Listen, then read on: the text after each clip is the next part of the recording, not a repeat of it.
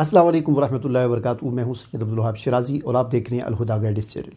नाज़रीन, आज की इस वीडियो में हम बात करेंगे जोड़ों के दर्द के हवाले से। ये जोड़ों का दर्द क्यों होता है, किन लोगों को होता है और इससे बचाव कैसे किया जा सकता है। देखें, जो कोई भी बीमारी होती है उसके इलाज से ज़्यादा बेहतर ये है कि परहेज़ किया जाए।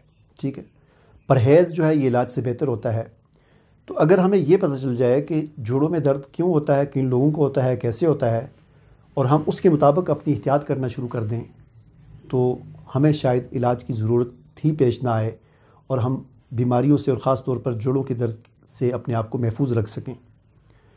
देखिए, जोड़ों का दर्द दो किस्म का होता है। एक होता है बड़े जोड़ों में दर्द और एक होता है छोटे जोड़ों में दर्द। बड़े जोड़ों में दर्द क्या है? घुटनों में दर्द हो गया, टखनों में दर्द हो गया, कोहनी में दर्द हो गया। ठीक है, ये जो बड़े जोड़ हैं कंधे वगैरह के, इनमें दर्द, ये बड़े जोड़ों का दर्द कहलाता है। और छोटे जोड़ों का दर्द, जैसे ये उंगलियां हैं, उंगलियों के जो छोटे छोटे जोड़ हैं, इनमें दर्द, तो बड़े जोड़ों के दर्द को गंठिया कहा जाता है और छोटे जोड़ों के दर्द को नकरस कहा जाता है। अगर हम इसके असबाब पर बात करें कि जोड़ों का दर्द क्यों होता है, तो इसकी एक वजह तो मूर्सी भी होती है।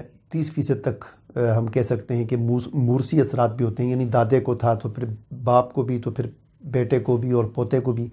लेकिन इस चीज़ को हम एक साइड पर रखते हैं। हम उन असबाब की बात करते हैं जो हमारी बदएहतियाती की वजह से, बेहतियाती की वजह से बीमारी का बायस बनते हैं। तो उनमें एक कॉमन चीज़ जो है, जो मुश्तरका जो चीज़ है, जो जोड़ों के दर्द का बायस बनती है या ज़रिया बनती है, वो सर्दी है। सर्दी और तरी है। ठीक है, और सर्दी और खुश्की है, लेकिन ज़्यादातर सर्दी और तरी है। यानी हमारे जिस्म के अंदर रुतूबात का ज़्यादा हो जाना, बलगम का ज़्यादा हो जाना, या आसान अल्फाज में समझे पानी का ज़्यादा हो जाना, ये ज़रिया बनता है जोड़ों के अंदर दर्द का। जब हमारे जिस्म में पानी या रुतूबात या बलगम ये ज़्यादा हो जाता है, तो इससे फिर बड़े जोड़ों के अंदर दर्द होता है। ठीक है ना, ये बलगम और रुतूबात जो है जोड़ों के अंदर रुक जाती हैं, वहाँ पर जम जाती हैं, मुताफ़न हो जाती हैं, और फिर इससे हमारे जोड़ों में दर्द होता है। ठीक है, इसी तरह नकरस जो छोटे जोड़ों में दर्द है, वो भी फिर इसकी आगे मशीनी सूरत है। तिब की इस्तिलाह में, क़ानून मुफ़रद अज़ा की इस्तिलाह में, ये गंठिया और नकरस दोनों जो है, एक कीमियावी सूरत है और एक मशीनी सूरत है। तो नकरस में क्या होता है, उसमें जोड़ों में यूरेटिस बन जाते हैं, यानी यूरिक एसिड के क्रिस्टल से बन जाते हैं। तेज़ाबियत और यूरिक एसिड जिस्म में बढ़ जाता है तो वो उसके क्रिस्टल से बन जाते हैं। वो जोड़ों के अंदर फिर जोड़ टेढ़े हो जाते हैं, उंगलियां मुड़ जाती हैं, इधर उधर टेढ़ी मेढ़ी हो जाती हैं और बड़ी तकलीफ़ और अज़ियत का बायस बनती हैं। बहरहाल, अगर हम इस पर गौर करते हैं तो हमें, जैसा कि मैंने अर्ज़ किया, कि पानी, रतूबात और बलगम की ज़्यादती, ये असल वजह है जोड़ों में दर्द की। लिहाजा जब ये जोड़ों के दर्द की जिस्म के अंदर सलाहियत पैदा हो जाती है, यानी ये मवाद जब एक ख़ास मकदार में जिस्म में जमा हो जाता है, रतूबात बढ़ जाती हैं, बलगम बढ़ जाता है, पानी बढ़ जाता है जिस्म में, तो फिर एक यूँ समझ लें कि जिस्म के अंदर जोड़ों के दर्द की सलाहियत पैदा हो जाती है। तो फिर ये बीमारी बिल्कुल ऐसे हमला आवर होने के लिए तैयार बैठी होती है, किसी मौके की तलाश में होती है, और वो मौका इसको किसी भी शक्ल में मिल सकता है। मसलन अचानक बारिश हुई और आप बारिश में भीग गए, आपके कपड़े बिल्कुल गीले हो गए और काफ़ी देर तक, आधा घंटा, घंटे तक आप पानी में भीगे रहे, तो ये एक मौका होता है इस बीमारी को हमलावर होने का। ठीक है, इसी तरह और भी बहुत सारे मौके होते हैं। तो जोड़ों के दर्द में दो चीज़ों का आपने ख्याल रखना है। एक तो अपने आप को रुतूबात और बलगम की ज़्यादती से बचाना है अपने आप को, और दूसरे नंबर पर ऐसी ग़िज़ाओं से इज्तनाब करना है जो बादी या सौदा को पैदा करने वाली हैं, या बादी ग़िज़ाएँ जिनको कहा जाता है, या तेज़ाबियत और यूरिक एसिड पैदा करने वाली ग़िज़ाएँ हैं, उनका कसरत से इस्तेमाल, ये भी जोड़ों के दर्द का बायस बनता है। वो क्या है? आलू है। अब आलू तेज़ाब होता है, सारा तेज़ाबियत। एक देखें, कभी कभी खा लिया, आलू का सालन खा लिया, कभी कभी वो क्या कहते हैं, चिप्स खा ली, तो इससे कोई इतना फ़र्क नहीं पड़ता। लेकिन इसकी आदत बना लेना, हद से ज़्यादा चिप्स खाना, हद से ज़्यादा पकौड़े समोसे खाना, आलू का बहुत ज़्यादा इस्तेमाल, और इसी तरह गोश्त, ख़ास तौर पर बड़ा गोश्त और चावल, ये वो चीज़ें हैं। और भी चीज़ें हैं, गोभी है, माश है, इस तरह की बहुत सारी चीज़ें हैं जिनको बादी ग़िज़ाएँ कहा जाता है। लेकिन ख़ास तौर पर जिनका कसरत से हम इस्तेमाल करते हैं वो चावल, बड़ा गोश्त, मुरगन ग़िज़ाएँ, तेज़ मसाला जात اور اس قسم کی آلو وغیرہ. تو یہ وہ چیزیں ہیں کہ جو جسم میں تیزابیت کو بڑھاتی ہیں، اور پھر یہی چیز تیزابیت بڑھ کر ہمارے جوڑوں کے اندر رک جاتی ہے، کرسٹل کی شکل میں یورک ایسڈ رک جاتا ہے، اور اس سے ہمیں نقرس ہو جاتا ہے، جوڑوں میں درد ہو جاتا ہے اور بڑی اذیت کا باعث بنتا ہے. پھر ہمارے گردوں کے اندر سکیڑ پیدا ہو جاتا ہے، اس یورک ایسڈ کا اخراج نہیں ہوتا پیشاب کے ذریعے ہمارے جسم میں سے، اور یہ پھیل جاتا ہے جسم میں، خون میں بڑھ جاتا ہے اس کی مقدار، اس کا لیول، اور پھر یہ جوڑوں کے درد کا باعث بنتا ہے. خلاصہ کلام یہ ہوا کہ آپ جوڑوں کے درد کی جو اصل یعنی زیادہ تر جو وجوہات ہیں، ان وجوہات میں رطوبات یعنی بلغم، رطوبات اور پانی کی جسم میں زیادتی. یہ یعنی میں کوشش کر رہا ہوں، چونکہ میں کوئی حکیموں کو نہیں پڑھا رہا، میں عام عوام کو سمجھانے کی کوشش کر رہا ہوں، اس لیے میں بار بار پانی کا لفظ استعمال کرتا ہوں، کیونکہ رطوبات بہت سارے لوگ نہیں سمجھتے کہ رطوبات کیا چیز ہوتی ہے.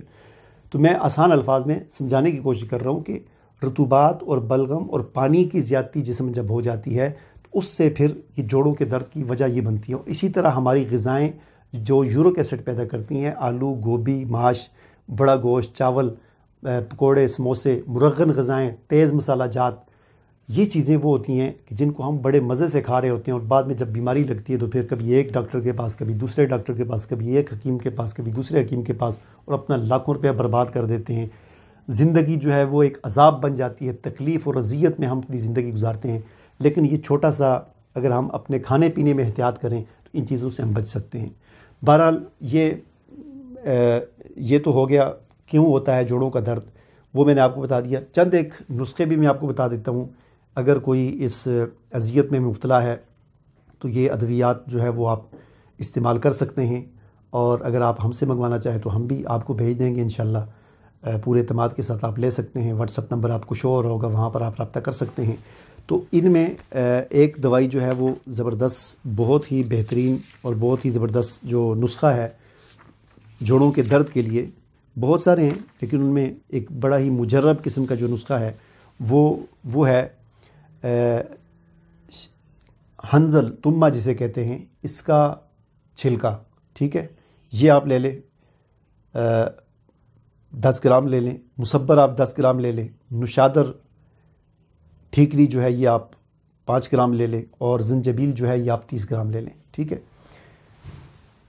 ان کو آپ نے کوٹ کر ان کا پاؤڈر بنا لینا ہے. اگر گولی بنانا چاہیں تو وہ بھی آپ گولی بنا سکتے ہیں، نہیں تو کیپسول اس کا بھر کر آپ استعمال کریں. 3 ٹائم آپ استعمال کریں. اس سے انشاءاللہ جوڑوں کا درد جو ہے اس میں آپ کو کافی ریلیف ملے گا، اور یہ جو مواد ہے، رطوبات کی جو زیادتی جسم میں ہوگی ہے، اس کا اخراج، یورک ایسڈ کا اخراج جو ہے یہ شروع ہو جائے گا. اسی طرح ایک اور ہے بہت ہی زبردست قسم کا نسخہ، وہ ہے مغز جائفل اور دارچینی اور عقرقرہ اور قرن پھل.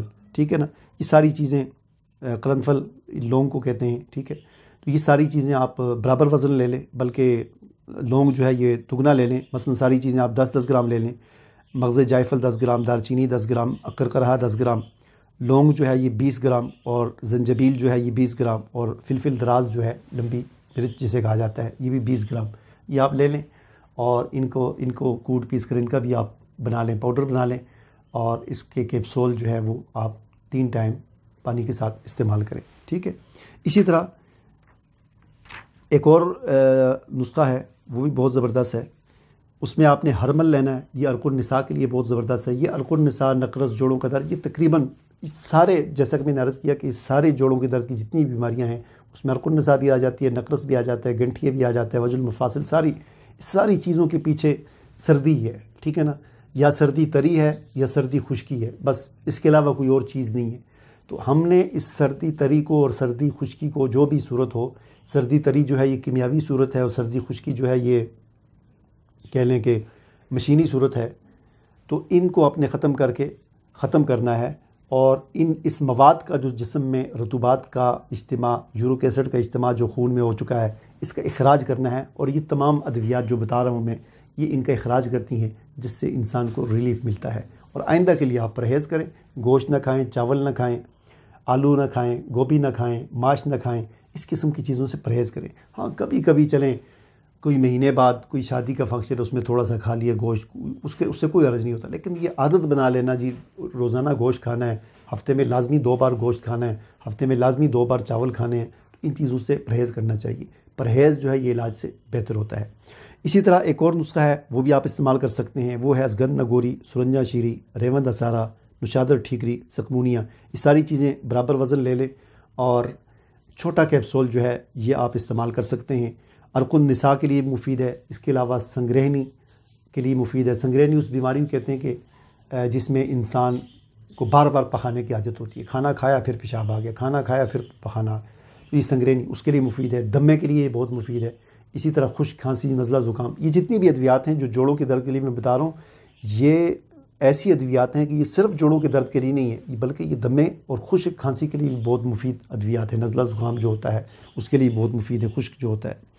اسی طرح ایک اور بہت ہی زبردست قسم کا مسل ہے جو اس بیماری کے لیے مفید ہے، وہ ہے جلاپا ہرڑ اور سرنجا شیری 30 گرام، جلاپا ہرڑ 30 گرام اور سکمونیا 20 گرام، یہ آپ نے لینا ہے اور اس کا آپ پاؤڈر بنا کر اس کا بھی چھوٹا کیپسول آپ استعمال کریں، 3 ٹائم استعمال کریں، 4 ٹائم استعمال کریں، ہر 6 گھنٹے کے بعد ایک کیپسول استعمال کریں، تو یہ بھی آپ کا جو نقرس ہے، چھوٹے جوڑوں کے اندر جو درد ہوتے ہیں، انگلیوں کے اندر جو یورک ایسڈ جسم میں جمع ہو جاتا ہے، کرسٹل اس کے بن جاتے ہیں، اور اس کے لیے اور عرق النساء کے لیے اور جسم کے اندر جو تیزابیت بڑھ جاتی ہے اس کے لیے اور خشک کھانسی، دمہ وغیرہ ان چیزوں کے لیے، تو یہ بہت ہی مجرب قسم کے نسخے ہیں جو قانون مفرط غذا کے تحت حکیم صابر ملتانی رحمۃ اللہ علیہ نے اپنے مجربات میں ان کو ذکر کیا ہے۔ ان کا آپ استعمال کریں، اگر آپ خود نہیں بنا سکتے ہم سے منگوا سکتے ہیں۔